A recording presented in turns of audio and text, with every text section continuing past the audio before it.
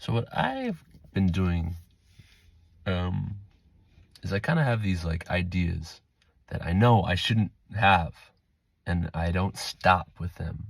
I follow these ideas further and further and further, even though I know it's not healthy. I know these can lead to bad places. So this is kind of a thing. It started yesterday. So I'm not someone that was like a math genius in school. I was good at math. I made it up to calculus. Um, in high school, I was in pre-calculus, AP pre-calculus, and I did calculus in college. Yeah, I got up to my junior year in college. Um,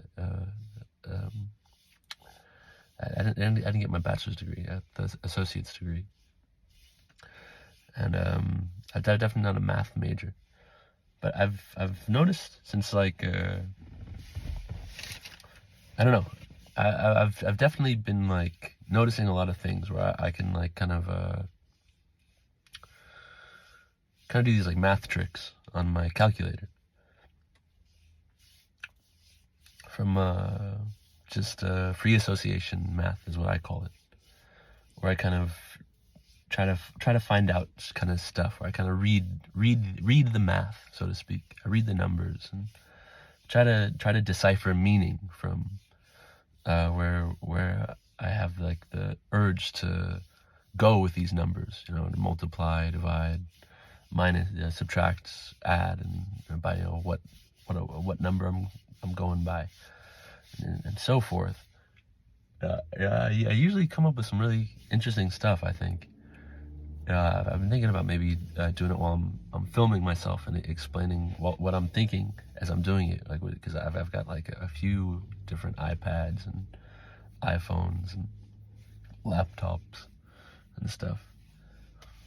But anyways, I've had this like numbing where like I'm not feeling like touch as I used to, like where if I pinch myself or and when I like pretty much just all over my body with feeling, it's like I feel a lot more numb. I feel like a considerable amount. It's really kind of weird. Like I just feel really to touch. I just feel my touch is really weird. I'm very numb on a lot of parts of my body, and I had this thing in Northern California where I had this light. I had this like light bulb that like goes on in my head. It's like internal light that like I'm blinded by this. I almost faint. I just see this light that takes over in my vision, and I can't see anything in front of me. I just see this bright light, and I kind of tell myself, stop, turn the light down, just turn down the light, and the light goes down, and I have normal vision again. It's a really weird thing happened. This is just while I was in Northern California recently, and so I had this idea that like I'm not Zachary Joseph Rabinowitz, the person, that I'm like some kind of a replica, like a super advanced robot replica that exactly looks the same as, and my hair grows on my face and my head, and when I eat food, I get bigger, and I go to the bathroom just as a normal person would. But I just feel these things, like I feel like I'm numbing. My body's getting number, and I feel like these things that are happening where I'm becoming this like I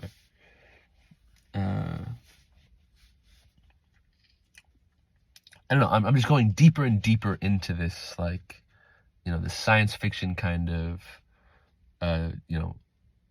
wave of thinking, where I'm just kind of like I'm not stopping myself from checking my reality and saying, hey, you should just go see a doctor. Tell him what your symptoms are, and he'll tell you, medically, he'll give you some kind of explanation. So I'm just going deeper and deeper into this science fiction, into this, into this this realm and this line of thinking that maybe I was from a future, because and I've seen a lot of things on the internet about robots, and robots are pretty advanced now, but it's like to look exactly like I look to be a robot. I would think that's 20, 30, 40 years into the future, at least. So maybe I was there's a replacement where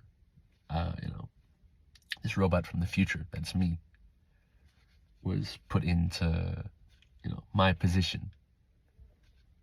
So it's funny in some ways, but in some ways it's scary. In some ways it's really yeah, really scary. In some ways it's really enlightening to me. I feel it's something that we can think about. There's so much in this country. There's so much drug related death, and there's so much suicide. And if you have a family to take care of, to have a robot that replaces you, if you have small children or something, it's like such a mind-blowing kind of idea to replace yourself with a super smart, intelligent robot that looks just like you. But I'm just by myself. I'm a single person that it's really, and in my I've been living in my car mostly. I have this really nice car. It's really a nice car to live in, actually. It's a 2022 Volkswagen Atlas. I got a lot of room. Really, really comfortable. I just picked it up from a shop in Seaside, where I had been struck about in October of 14th. It's near the beginning of February, I think, at midnight tonight, the beginning of February. And I was golfing, actually, at near Pebble Beach. I was at a golf course called Quail Lodge. I was actually staying at the Quail Lodge as well. And when I woke up to get coffee in the morning, I was struck from behind by a driver, where I came to a stop, and then I was struck pretty hard from behind, and I definitely got a concussion. And I didn't see any doctor. I had to get it checked out medically. But I've had concussions before. When I played lacrosse in high school, I had a lot of concussions, and I can self-diagnose. And I was just taking a lot of extra strength Tylenol, and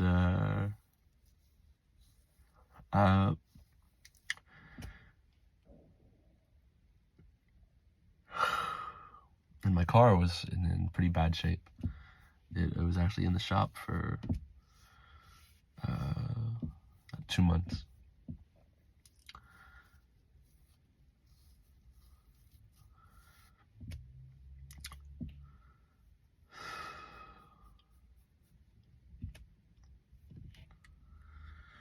Anyway, it's just something to think about. These these robots that it's not nothing new. I'm actually doing this song called Like a Sprite, where it's very much inspired by that Drake commercial for Sprite, with that song Forever, with Kanye West and Eminem and I think Lil Wayne, where the first verse is Drake, and in the commercial, for the Sprite commercial, where they use the Drake verse, now Drake messes up on the first part, and he says, "Stop, I need to try again." And he takes a sip of his Sprite, and he goes back into the booth and does his part, meticulously, just as he always does. And then you see that Drake is a robot. He like a transformer. He splits apart and then comes back together, and you see that Drake's a robot. But this robot that looks just like a human. He doesn't look like a Bender from Futurama kind of robot. It's Drake, the rapper, It looks just like him, but then you see that he's a robot. It's the end of the commercial. And I really like this commercial. It's like one of my favorite commercials. And I wrote this song, I think either in June or July. I wrote it really fast, just outside, like drinking a Coors Light. I was thinking how it's the taste is kind of, not as nice as a Sprite, isn't as crisp and sweet. So I was thinking I'd like a Sprite. And I was thinking about this commercial, this Drake commercial. And I actually, I had gone on tour with Dave Grohl with the Foo Fighters on their first Foo Fighters album when I was a kid.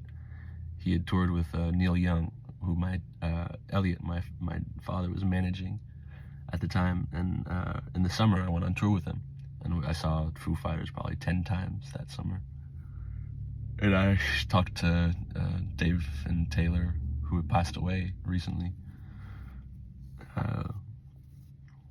They're really cool guys, really, really fun to see live. They're a really great band.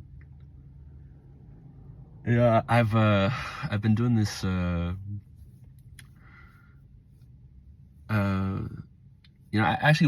I was in high school, I did yoga because I had back problems from lacrosse, and in freshman year, I got in a really bad collision where I had to have electric treatments, electrolysis on my back because I could barely run, and walking even was hard for a long time, like months and months and months.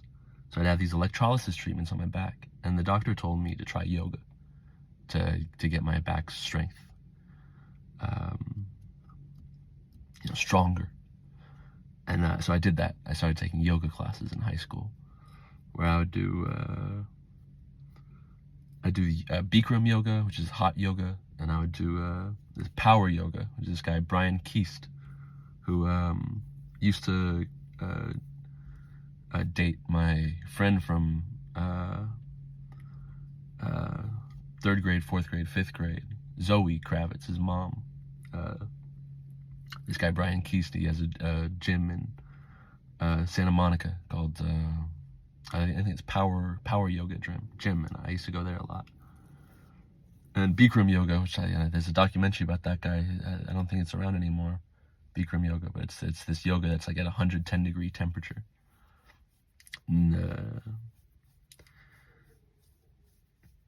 then, anyways, when I was around 27, I got this book called this book by a guy called Yoga Prananda, who's got this self-realization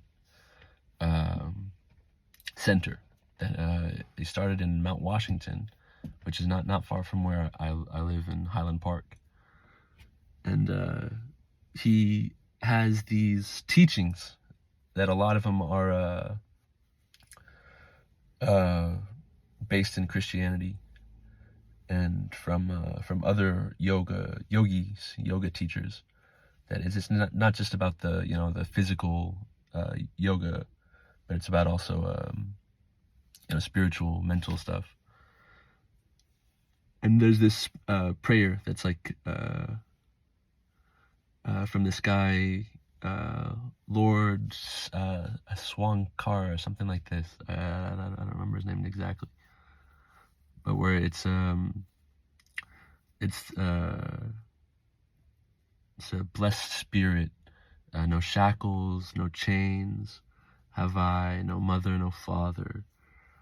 I am He, and then you're supposed to focus on this, like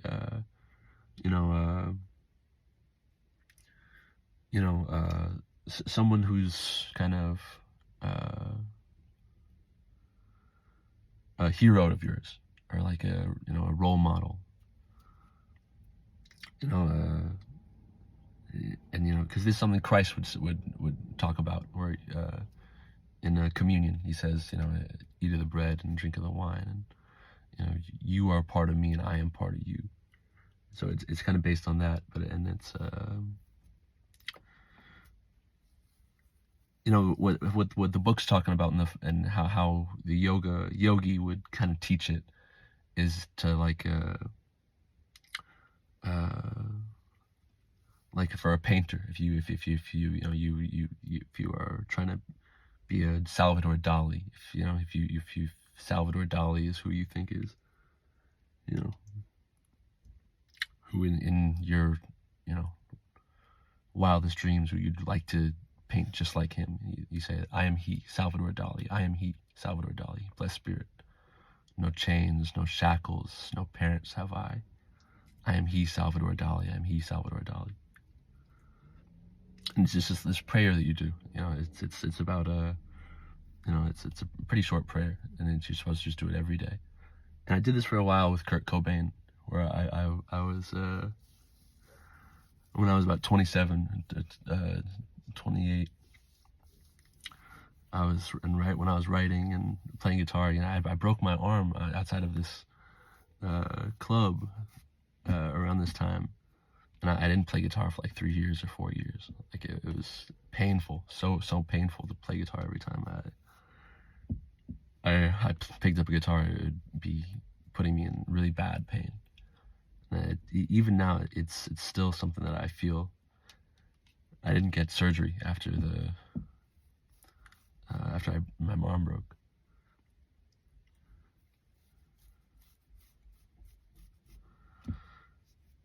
But this song, I'm kind of like, it's actually true in the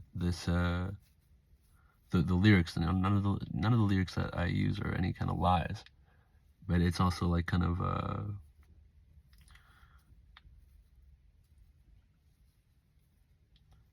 something that this book that really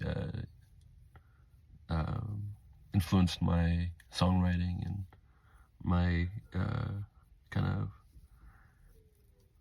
practice as an artist. And yoga is very much about kind of a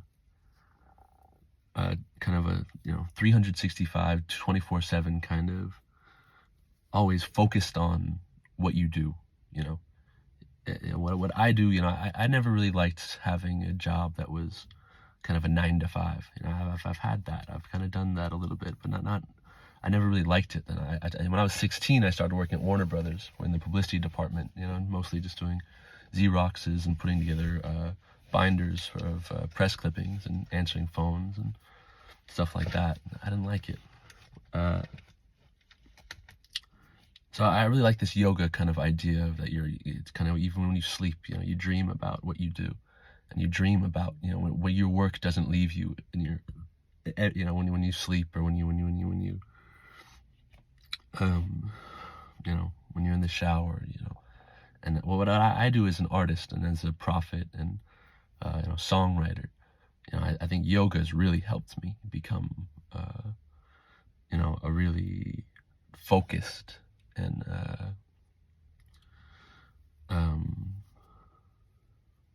enlightened in what I do, and in the songs that I write, and in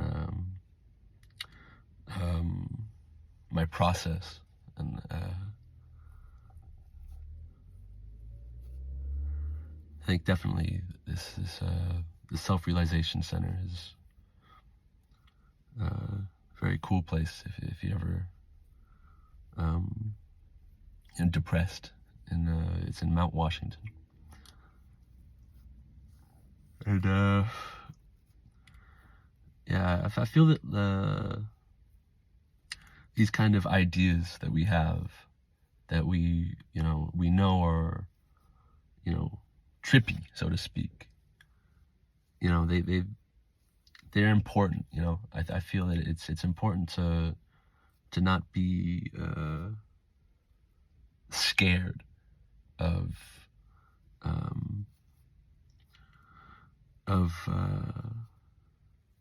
science fiction, so to speak, because especially as things are getting more advanced, these kind of things are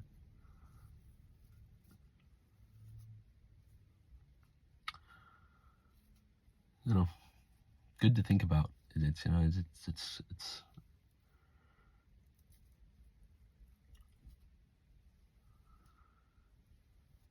interesting.